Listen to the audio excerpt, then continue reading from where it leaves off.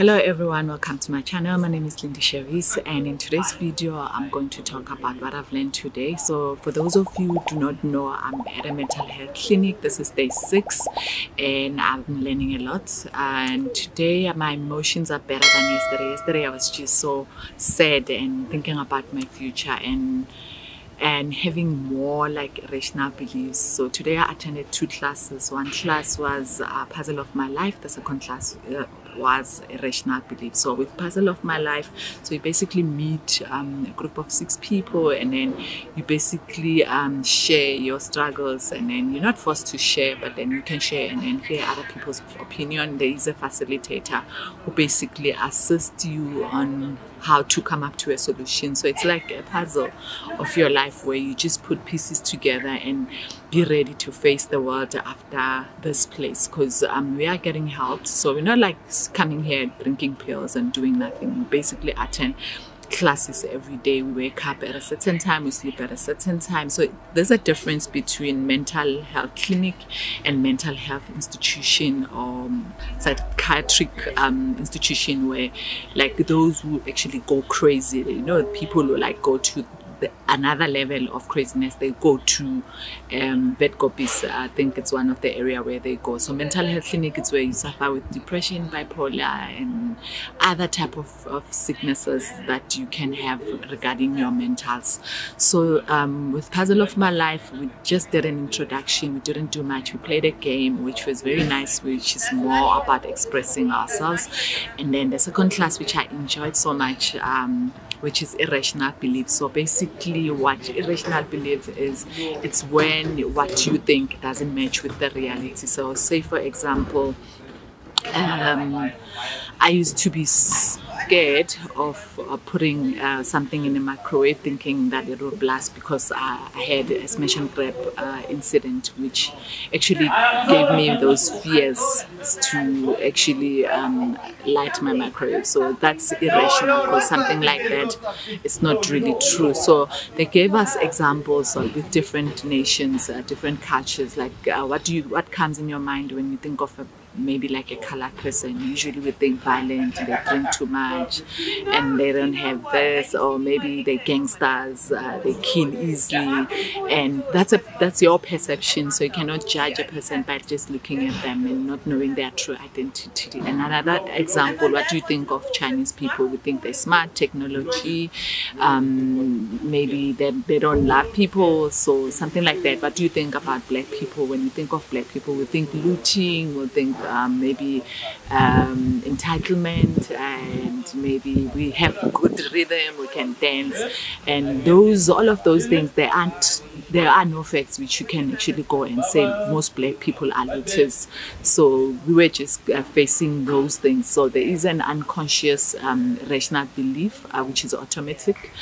Something like that will be an example. What happens every day when you go to your car to drive? What happens? So step by step, you obviously open your garage, you go to your car, you open your car, you climb in your car, you check the rear mirror, and then you put your key, and then you start your car. But then do we really think about all of these things and do the 8-point check? No, we don't.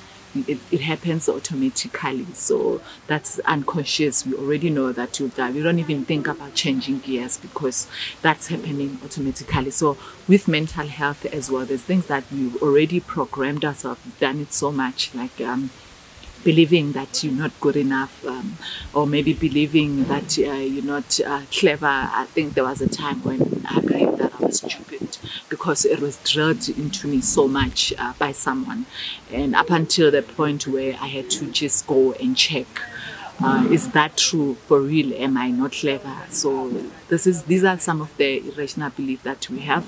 And then we also covered superstitions.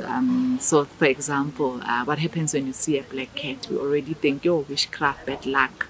Or an owl at night, what happens? We already think, yo, they're bewitching us.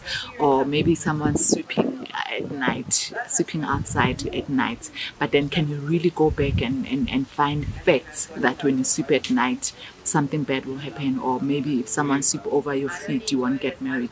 That's not a fact. It's not a fact. So those type of thinking, it's irrational. So we need to go and check.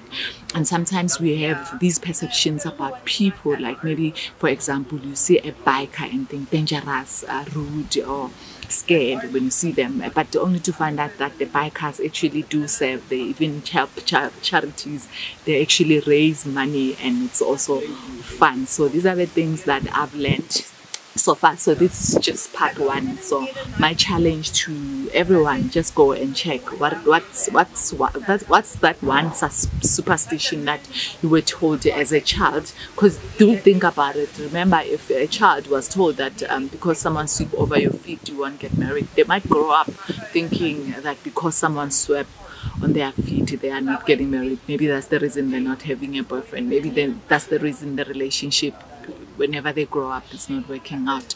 So then they start not eating, they start having depression, and those are the things that we need to really check.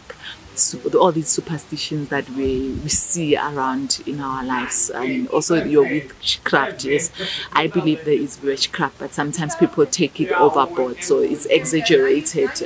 You find a person, whenever they go to work, they start cleaning their desk with muchi, thinking someone is bewitching them, and that there's witchcraft, only to find out maybe it's just your poor performance, or it's just an environment that things are difficult, but it has nothing to do with witchcraft.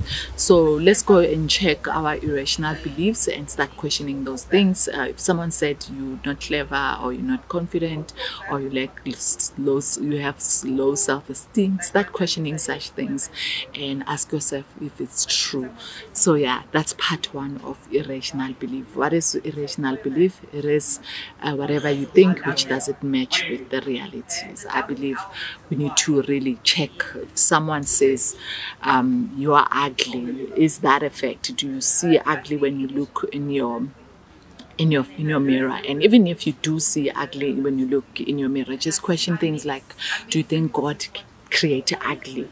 Do you think your mother see ugly when they see you, or your father see? Even if the mother did say you are ugly, just look at yourself in the mirror and start asking. Look at yourself and just start asking questions and start thinking positive, because then we start having remuneration, which is something to do with having negative thoughts, and those negative thoughts tend to lead us into depression and anxiety, because we're constantly thinking about negative thoughts. And sometimes someone will come and say, people are jealous of me. What facts do you have that people are jealous of you? Do you have a stat that's saying maybe you did a research of, or maybe a million people, and they are really jealous of you? Because we people, we like thinking people are jealous of us. When you post something, then they don't like, you think, yeah, people are jealous of you. So let's just go and check these things and just make sure that we get rid of these irrational beliefs. The second video that I'm going to record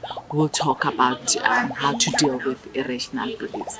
That's it, guys, for the first part of irrational belief. And remember, do take care of your mentals.